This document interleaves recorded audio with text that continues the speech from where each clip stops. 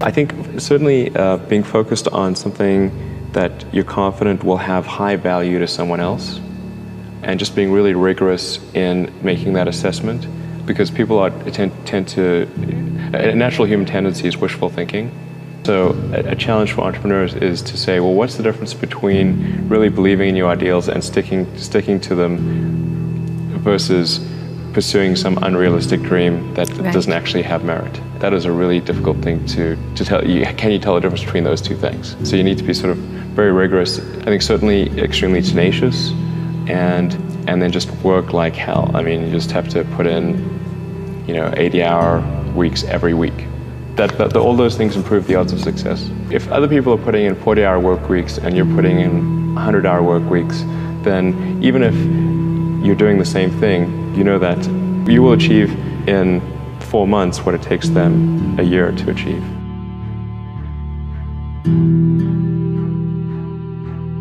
When my brother and I were starting our first company, instead of getting an apartment, we just rented a small office and we slept on the couch.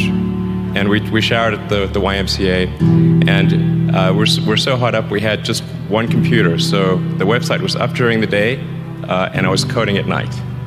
7 days a week, all the time. So briefly had a girlfriend in that period, and in order to be with me, she had to sleep in the office.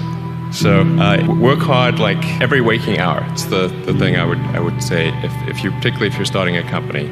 And I mean, if you do simple math, say like, okay, if somebody else is working 50 hours and you're working 100, you'll get twice as much done in the course of a year as the other company.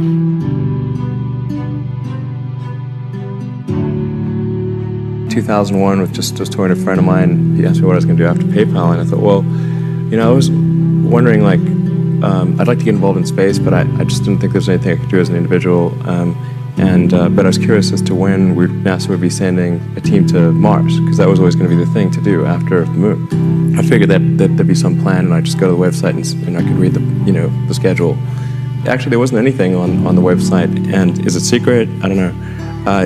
But it turned out that that NASA had done a study on what it would cost to do a manned Mars mission, and this was under Bush the First. In his first, he asked for a 90-day study shortly after taking office, and NASA came back with a $500 billion price tag. And he said, okay, maybe not.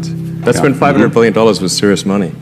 So then that got totally shelved, and it was like you were not allowed to talk about any kind of crewed mission to Mars at NASA. Anyway, but I thought, well, if I can do something that would galvanize public interest, and then that public interest would translate to additional appropriations for NASA and increase their budget, then maybe they could do it. So actually, what I sort of thinking I would do is send a small greenhouse to the surface of Mars with seeds in dehydrated gel, and the public tends to respond to precedents and superlatives. So this would be the furthest that life's ever traveled, the first life on Mars. I tried to figure out how to do this with the proceeds that I had from PayPal.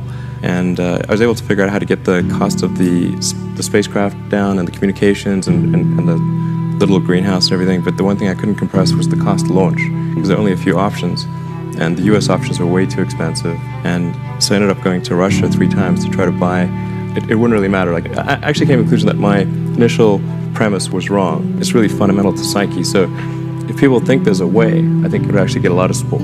It can't be just banging your head against the wall. I've got to believe that this can be done without breaking the federal budget. So that's when I said, okay, well, is there some way to affect the cost of space transport? And got together with a group of people over a series of Saturdays just to try to understand, is there something fundamentally super expensive about rockets, or can the cost be substantially improved? We had a bunch of those kind of brainstorming sessions, and I couldn't see any fundamental obstacle to improving the cost of rockets. So that's when I started SpaceX. At the point, I would say the probability of success was definitely less than 50%. I thought it would most likely not succeed, but it was worth a try.